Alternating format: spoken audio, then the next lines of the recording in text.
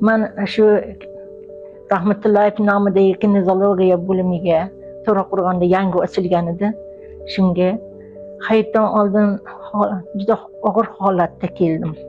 Undan oldin juda ko'p yerda yotib ham, qatnab ham ko'p davolandim. Nevropatologiyada hammasi davolanib chiqdim. Natijasi bo'lmadi.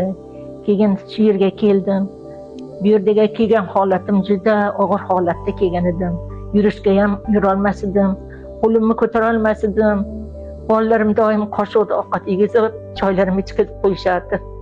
Mana shu yerga kelganimdan keyin 3 kun olganimdayoq lecheniyalarni oyoq qo'llarim yaxshi bo'ldi.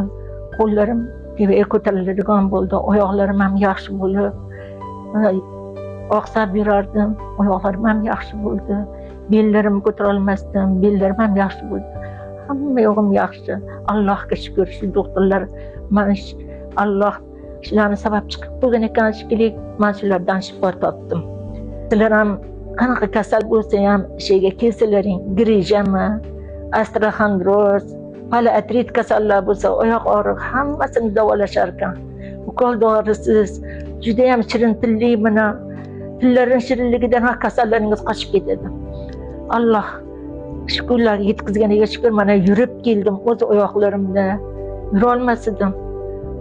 Alloh ularni ham tan joyini sog', umrlarini uzoq qilsin. Shunchalik meni oyoqqa turgizganiga rahmat. Sog' bo'lsin doimo.